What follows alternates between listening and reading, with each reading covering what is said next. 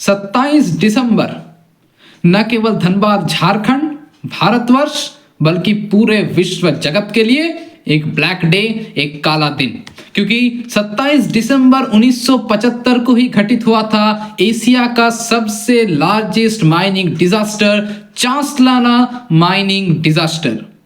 नमस्कार, मैं शुभजीत दे। उस टाइम पे इमरजेंसी का दौर था। तत्कालीन प्रधानमंत्री इंदिरा गांधी, बिहार के तत्कालीन मुख्यमंत्री डॉक्टर जगन्नाथ मिश्रा, खान मंत्री चंद्रदीप यादव, श्रम मंत्री के रघुनाथ रेड्डी कांग्रेस के चंडीगढ़ अधिवेशन में थे। उन सभी को यह सूचना दी गई थी। दोपहर को DGMS, director general mine safety office में धड़ाधड़ बहुत सारे, एक साथ कई सारे फोन कॉल्स आने लगे और यह बताया गया कि चासनाला खदान में कुछ तो दुर्घटना हुआ है। तत्कालीन महानिदेशक एस प्रसाद 3 बजे चासनाला पहुंचे। उस वक्त पर मेरे दादाजी सेल में, चासनाला सेल में ही लियाजन इंस्पेक्टर के पद पर कार्यरत थे। वो खाना खाने आए हुए थे और खाना खाकर जब वापस वो अपने कर्मस्थल पर पहुंचते हैं तो पता चलता है कि बहुत बड़ा दर्दनाक हादसा हो चुका है। तो वो डीजीएमएस के ऑफिसर्स के साथ बात करते हैं। उनकी पहल की मदद से तत्कालीन प्रधानमंत्री इंदिरा गांधी तक ये बात पहुंचाई जाती है। 1.5 से 2 घंटे में तमाम बड़े ऑफिसर्स और ट्रेड यूनियन के नेता वहां पर मौजूद हो गए। सभी ये जानने की कोशिश में, कवायद में लगे रहे कि इस इतनी बड़ी खान दुर्घटना का सबसे प्रमुख कारण क्या था। सबसे प्रमुख कारण के तौर पर सामने आया कि खदान के ऊपर स्थित एक बहुत बड़े जलागार, जिसमें से करीब 5 करोड़ गैलन का पानी खदान के छत को तोड़ता हुआ सुनामी की रफ्तार से खदान के अंदर घुस गया।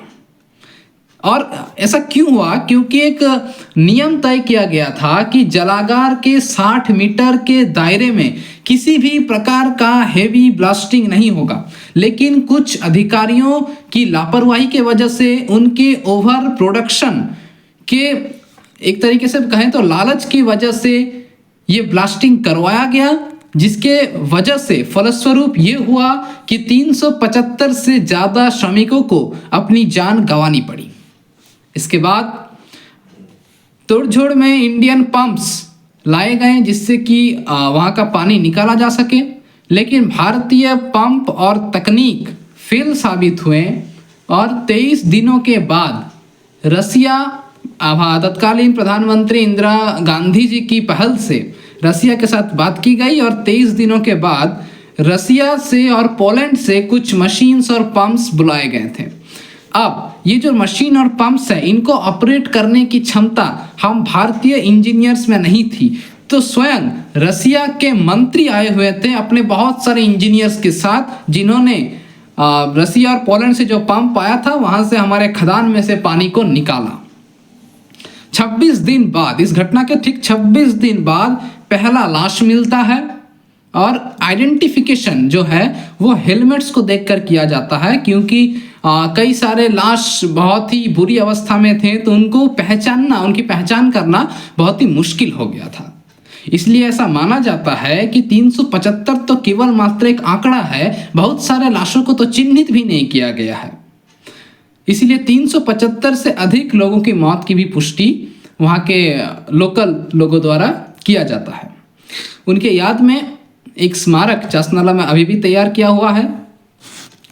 अब इसका एक जांच आयोग गठित होता है, जिसमें पटना हाई कोर्ट के retired chief justice UN Sinha की अध्यक्षता में वह जांच आयोग गठित किया गया, जिसकी शुरुआत जुलाई 1976 में होती है और सरकार को रिपोर्ट सौंपा जाता है 24 मई 1977 को, जहां पर कई सारे अधिकारियों को इसके लिए दोषी ठहराया गया है।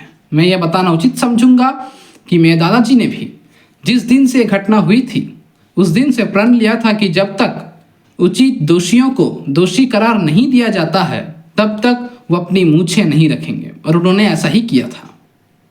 हमारी श्रद्धांजलि उन तमाम 375 श्रमिकों एवं उनके परिवारों के साथ है।